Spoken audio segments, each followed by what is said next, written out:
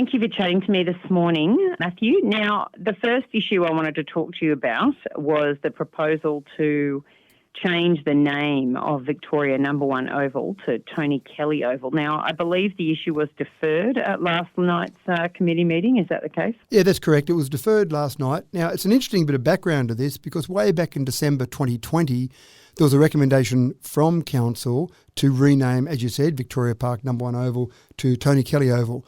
And that submission went through to the Geographical Names Board, which is a state government board.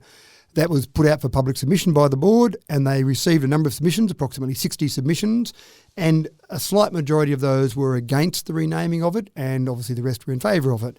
In the end, the Geographical Names Board said, no, we're not allowing that to be renamed the Tony Kelly Oval. Obviously, there were some people in the community that were happy about that, some people a bit disappointed about that. We had some discussion with them further about why we needed to go to the Geo Names Board in the start and what the process was if we wanted to go further. Now, they came back with an interesting suggestion. They said the reserve, the Crown Reserve around that whole area, could be named the Tony Kelly Reserve, and they'd approved that immediately. But if we wanted to name Tony Kelly Oval, no, that was rejected. So the first question was, well, how does the reserve differ from Tony Kelly Oval in terms of the actual footprint? And the answer we got back was they're basically the same. So councillors were a little bit concerned that it might be seen by the community as a backdoor way of naming it after Tony Kelly when the Geo Names Board had said no in the first place. So the councillors were concerned that that was a bit of an issue.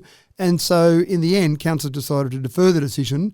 2 weeks' time, there's the council meeting, so defer it through to council, but also consider the option of Tony Kelly, the actual grandstand or the clubhouse, another part of the infrastructure there at No. 1 Oval named after Tony Kelly rather than the Tony Kelly Reserve. So I think in 2 weeks' time there'll be some different ideas, some different suggestions come forward from councillors, and then we'll go forward there. The other thing we said that was very important, whatever decision we made at council, we wanted to take it out on public exhibition before we did anything, even though we didn't need to do that, just to make sure that the community is aware of what we're doing. Now, for those who don't know, who is Tony Kelly? So Tony Kelly was, unfortunately not is, Tony Kelly's now passed away. He was the original town clerk of Dubbo Council, and we're going back to before the 1980 amalgamation, so we're talking back in the 1970s now. Then Dubbo Council was amalgamated with Talbragar Shire Council in 1980, and so it became Dubbo City Council, and so Tony Kelly was still the town clerk and then went on to be the general manager, and he served right through to approximately 2004. But in addition to that, he was involved in a number of sporting organisations in Dubbo, did a lot of volunteering work, a lot of significant work around Dubbo, apart from his long-standing service to the council. And again, he was a paid employee for that, but there are paid employees and there are paid employees, and he was an outstanding paid employee that contributed a lot to the community. But I think part of the reason it was taken forward back before I was on council back in December 2020 was really about that overall work that he did in the community, way outside just what he did on council. Okay, thank you. It's helpful because I think it's been a number of years now and not everyone will know who he is. Now, the next topic I want to talk to you about is nature strips. I know they've been coming up lately, and I believe the council's nature strip policy was endorsed at the committee meeting. Is that correct? And what does that mean exactly? Yeah, that's correct. And you may remember that this policy was put out on public display several months ago, and it was really just to make sure we could define the actual policy that existed in council. So it's not a new policy. There weren't new components in this policy. But I think part of the confusion came from the amalgamation where there was one standard of practice by Dubbo City Council and Wellington Shire Council had a slightly different standard of practice. So the idea was to put that policy together. Now, that had already happened. That policy had been integrated into one policy, but there was some confusion in the community about who should be looking after those. So there were sometimes people who'd ring council and say, the grass is a bit long out the front of my place, or there's a few burrs out there, or can you fix up the grass because it's looking a bit dead, can you come and water it for us? And the community individually were being communicated with saying, no, that little part of the world is your responsibility. So the idea was put this policy out on display, make sure that the community knows about it, invite some feedback about it. The bottom line is that we just simply don't have the money to maintain all of those nature strips. And by nature strips, we're typically referring to the grass area at the front of someone's place. So if you're living along the street, you've got your block that you own and you'll typically maintain the garden there. Just out the front of your block will be a part of public infrastructure, call it a footpath, call it a nature strip. There will usually be a bit of grass out there. And so that part there is your responsibility. So it's not quite your responsibility. That's not quite correct. What we're saying is it's not council's responsibility because we just don't have the funds to do all that. We would like it if residents did take care of that as part of their normal maintenance regime they have for their garden. Now, they don't have to. There's no law. There's nothing that people are going to compel people to do that. We're just saying we don't have the money to do it, so it'd be nice if you could actually do it. And so that's communicated clearly and loudly for people. There was feedback that we got from that, and most people understood, most people were comfortable with that. The amount of money we would need to do all those nature strips would be incredible. So I think in general, most people were comfortable with that, and that's the way council went and endorsed that policy, which will be fully resolved in 2 weeks' time when we go to a council meeting. And I suppose, again, I mean, an issue such as this, it does come down to communication, doesn't it? In people, residents really understanding where council's purview, like how far-reaching it is, where their responsibilities are, and just working out and just communicating well so that people understand where your reach, how far your reach actually goes. You're absolutely spot on. And part of the confusion, Sam, is the fact that council may put down a concrete strip along the footpath outside your place. So if you live in a street that might have some concrete footpaths, well, council put those in. And so if there's some long-term damage to those, so if they crack or if they fall apart, then council might even replace those in 20 years' time, 30 years' time, whatever the time frame might be. So there may be an expectation, well, council looks after the concrete strip out there, so they obviously look after everything. But the reality is the nature strip, the bit of grass around that concrete strip, that's where it comes down to just a straight financial decision. And if we were to say to the community, we'll look after all your nature strips, then it would really be a significant increase in your rates to be able to do that. And for most people, they say, well, I'm doing my lawn. It doesn't take me much longer to run down that little bit of extra on my lawn. Or some feedback we got was that some people might be elderly and can't do it themselves, but then they've talked to their neighbours and they've said, well, while you're mowing your lawn, could you just run up and down my strip because it would take you about 30 seconds to do that. So it is being aware and making sure that the community is aware of exactly the situation from council. Great, thank you. Now, another issue comes down to the whole worker shortage that we've been facing the last few years, really, and obviously it's been exacerbated by COVID. Has council got a policy or a way forward to try and address this problem?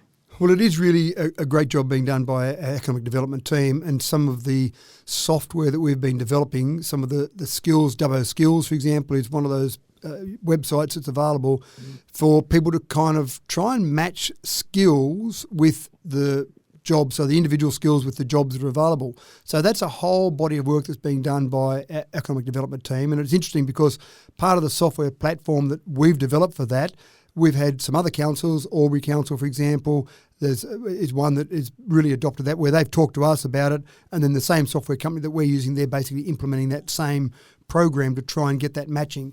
And that's the secret, is we know there are people out there with certain skills, and they're living in a whole range of different areas across Australia, and many of them are in Sydney.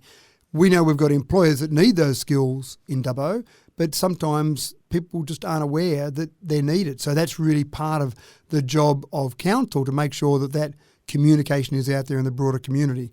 Interestingly enough, there's another group of councils called Regional Cities New South Wales, 16 councils across the state, and that's a program that whole group, which obviously Dubbo is one of those members, is working on with the state government as we speak to try and get that skill relocation piece out to the broader community, so that, in other words, we can then start to advertise jobs not just for Dubbo, but advertise jobs across many regional cities in Sydney. And we think by doing that in a collaborative sense, we'll get more people to move to all of those cities, including Dubbo. So Dubbo being part of that collaboration, in fact, Dubbo to some extent has been leading part of that collaboration. I think that's an important part as well. Oh, that's fantastic. And it sounds like you're really working ahead in this space to try and attract people, because I suppose that's the key, isn't it? Trying to get more and more of those skilled workers to come out from the cities to the regions and really contribute to the areas that we're lacking. One of the bits of feedback that some other councils have given is that we've got enough people moving to our city, whatever city that might be, so we don't need to try and attract people to our region or our city. And I think that there are two issues that I have with that. and this isn't for me to tell another city how to run their city, but if that was the attitude from Dubbo, there would be two issues I'd have. The first one is that if you don't have enough housing to house those people, which is what some cities are saying, then that says to me you've got a skills shortage in construction. So surely it would be better to go out there and advertise that we need construction workers. So yes, you're not saying we just want everyone to come to our city. You're saying we need construction workers so that everyone can come there when those construction workers do their job and build more accommodation. The second part of that is it's all about a pipeline. We know from our experience with Evo cities from many years ago, when someone says, you know what, I've finally woken up to myself and Sydney's not the place to live, Dubbo's where I want to be, that decision then takes usually about 12 months to come to fruition because there's so much to go through. You've got to convince your family, you've got to get your head wrapped around it, you've got to find a job, you've got to find somewhere to live, you've got to sell the place you live in. It's not a quick 5-minute decision. So I believe even now, even though we've got a housing shortage in Dubbo, trying to get those skills relocated to Dubbo and advertising that to me gives us a pipeline. So in 12 months' time, for example, when we've got more housing and then we go, oh no, we haven't got enough people coming, we've already got that pipeline in place to keep having those people flowing through. So I think it's good and sensible, and I think our economic development team does a fantastic job with that. Great. Now, lastly, what's happening with the development at Holly Robbins Oval? It's been slow going so far, but I believe Council has received some significant funding that might help propel the development. Yeah, this was always part of that development there, was to get some significant funding, as you say, millions of dollars of funding to build that. And so that will be a very exciting area where we'll actually have an area where you could have a concert, for example, and have people there on Holly Robbins Oval, have any community events there. So, and stage is probably not quite the right word, but there'll be a form of a stage built there. There's a boardwalk there, so it'll be actually change that whole area there where that road goes along there. It'll still allow vehicular traffic, but it'll be redone as an area that lends itself to having people walk around that area and really utilise that whole area. So I think it'll look absolutely fantastic. And if you've got those sort of concerts or outdoor events or community events where you want to have a gathering of people, that'll be just a fantastic area to do it. So it has been some time in the making, and now we're at the point where we can actually start to go out there, finalise those plans, which are just about done, and then actually get the tenders out there to start having that whole area constructed. So that's a very exciting area, very exciting project, which I think will be absolutely fantastic. Now, just also on the development issue, Old Dubbo Jail, I was chatting to Murray Wood recently and he said that the project has been stalled slightly because of the discovery of some historic foundations and had to go through heritage. Do you have any idea where that's up to? That's exactly where it's up to. There have been some footings discovered there that would have been part of a very old historic building, and so now once those footings have been discovered, which used to be buried under a bitumen car park, but in cleaning up that whole area there where the State Bank used to be and the car park behind it, in cleaning up that whole area, then essentially that's been discovered that here are these footings, and so then we've had to stop work on the project. Contractors have obviously stopped work on the project until we get more advice back from Heritage. And what we need to do with that, I don't know at this stage. We've really got to wait for that next decision. So, yes, it has been stalled, unfortunately, and I think we'll get there. I think we'll get to an outcome that will be acceptable to everyone, and I'm keen for that to proceed because that whole plaza, opening up that whole area in front of the jail, that will just make that jail really come to life, and I think will make it a much better tourist attraction because you really need to know it's there at the moment. You need to know down that little walkway is a great historic jail. And unless you know that, unless you're looking for it in particular, you just walk past it without really realising what's there. Totally. No, that makes sense.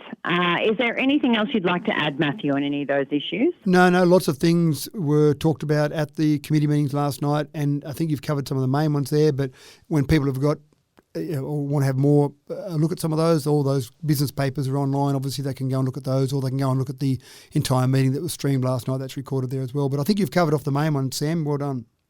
Thank you. Thank you so much for your time this morning, Matthew. My pleasure.